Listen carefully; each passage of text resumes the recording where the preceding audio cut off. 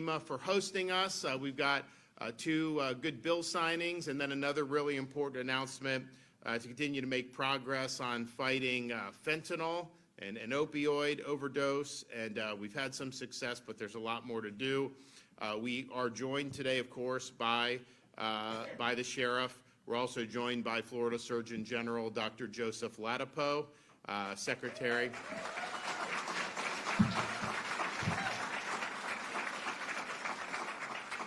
DCF Secretary Siobhan Harris.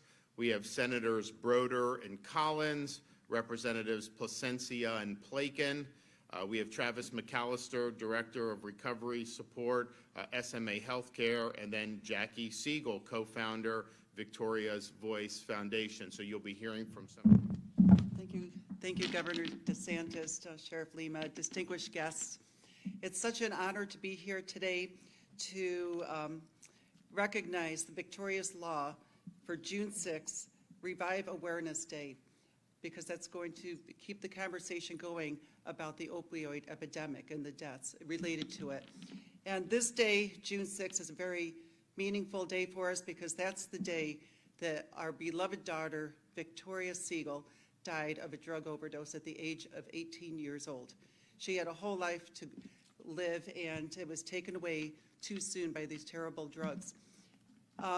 The drug epidemic is getting worse, and it's the #1 cause of death for people between the ages of 18 and 45, and it's a growing number of causes of death for children as young as around 14 years old. They're doing vapes that are laced with fentanyl. There's fentanyl that looks like candy, and it's really, this is a death that could be prevented. So my husband and I, David Siegel, we formed the Victoria's Voice Foundation, and he's really my driving force, and also my guardian angel. When she passed away, it's like a trigger went off in me, and I realized we didn't want other parents to suffer the pain and agony that we suffered. So we decided to spend the rest of our lives to spare other people's children and loved ones from this pain. Since Victoria's Voice, since we started, we have speakers going around to schools, and we've reached out to over 1 million parents and children just as of last month for the schools that we've reached, so we're very happy for that. We have also secured a bipartisan resolution declaring June 6th as the National Naloxone Awareness Day. And also our daughter, 2 weeks ago, we had a ceremony at the DEA Museum up in Washington, D.C., and her picture is now up there with thousands of other people who died of a drug overdose. Also, our family was the first family to be in the national press about losing a child from the drug overdose. It was always a very hush, private thing. Parents would always say that their children died of the natural causes. But I realized that with the TV shows that we're doing and with that fame and recognition, and it really is more important to not be shameful, but to use that fame as a platform to get in the door, to speak to the press, and talk about the drug epidemic. We published Victoria's diary, which was her dying wish. We have the diary and the naloxone actually in the gift bags in the back, so I want everyone to grab one of those on the way out. And everything I do between our reality show and the Broadway show that's being launched this summer in Boston, it's called The Queen of Versailles. In our contracts, we require them to bring the awareness about the drug epidemic and Victoria's Voice in everything that we do. So, yeah, thank you.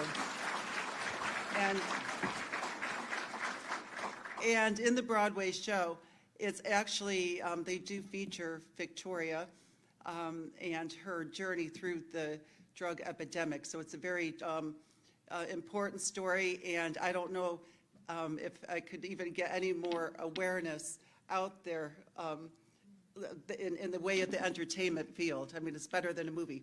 Oh, and I do have a movie that we made called Princess of Versailles that shows the grief of how me and my husband handled the loss of our daughter. And it's on my YouTube channel. My YouTube channel is The Real Queen of Versailles, but the movie that we put on there, and it's free for everyone, The Princess of Versailles. And it's just like a homemade movie. I'm not like a great producer. I'd rather be on the other side of the camera. So anyways, one other thing that we did is Victoria's Voice launched a Get, Give, Save campaign, which is about get naloxone, give naloxone, save a life.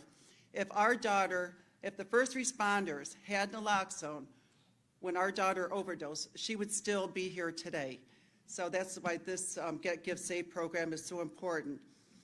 And we could not save Victoria, but we pray that her legacy, including the Revive Awareness Day, will save a life of a loved one for many people in this room and around the world. So I am so grateful to you, Governor, Sheriff Lima, my family, and everyone else, our Victoria's Voice Foundation, and everyone who made today possible and signing this into law. Thank you so much. Thank you, David. So this is the first responder protecting them against fentanyl exposures. That one's there. And then this is the Revive Awareness Day.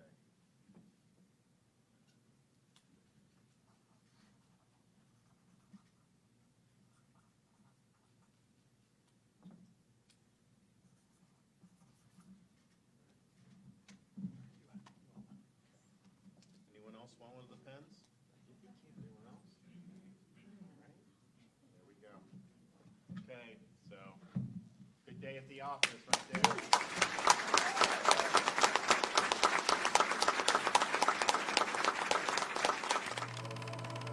When David and Jackie Siegel lost Victoria, no amount of fame or fortune mattered. When she passed away, all the money in the world, $100 million home, it didn't mean anything because all that money couldn't bring her back to life. What mattered most was stopping the senseless, avoidable deaths from a drug overdose that was wiping out our future generation. My husband, he did all this research and decided to go to Washington, D.C., do everything in his power to hopefully prevent other parents from going through a totally preventable loss of your child's life. What other business does Congress have that's more important than hundreds and thousands of lives being lost every year? David and Jackie knew the 3 reasons they lost Victoria were that they missed the signs. I realized I didn't know my daughter. I want other parents to realize they think their daughter or son would never touch drugs. They don't know what's going on at their kids' friends' houses. She also did not have coping skills. She had no coping mechanism, and the only thing she knew was what she always knew, and that was drugs. And they did not have naloxone at home, nor did the first responders have it when they found her. Most of the deaths that are represented in this room could have been prevented if a naloxone was available. They founded Victoria's Voice Foundation.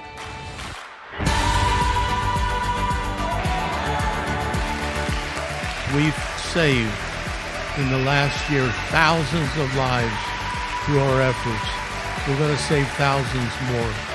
The foundation took what caused her death and built extraordinary programs around it. Joined forces with some of the most powerful and influential individuals in business and in government. We hope to collaborate on something that would inculcate the culture of naloxone awareness within the workplace. I am so thankful that David and Jackie Siegel made the leap to take a personal experience and turn it into a moving, successful, life-changing organization. We're going to use opioid money to abate the opioid crisis. We can work together with groups like Victoria's Voice to spread the word about this and try to educate folks.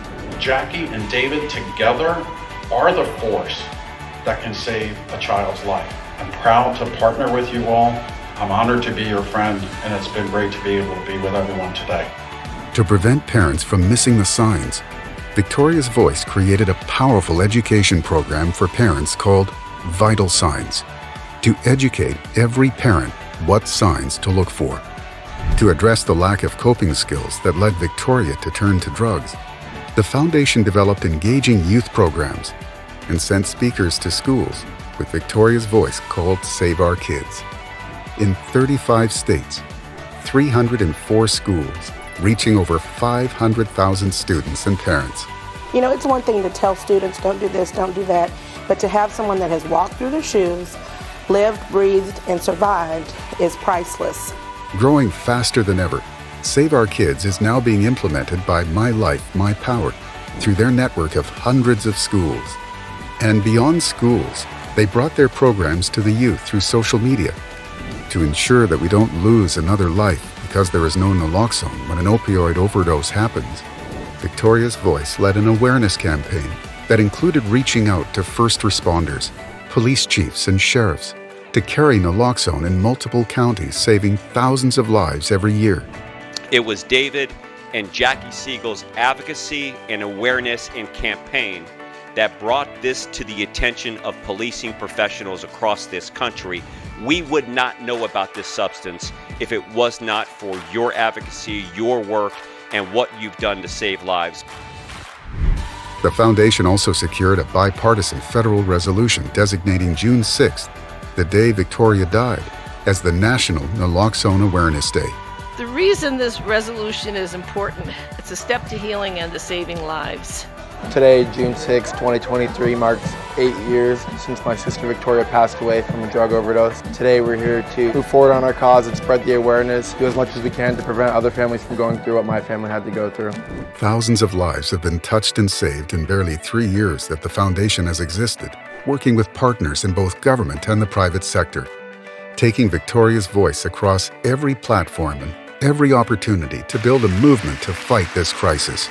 It took a community, folks. It took us working with UFC, the Raiders, the Siegels.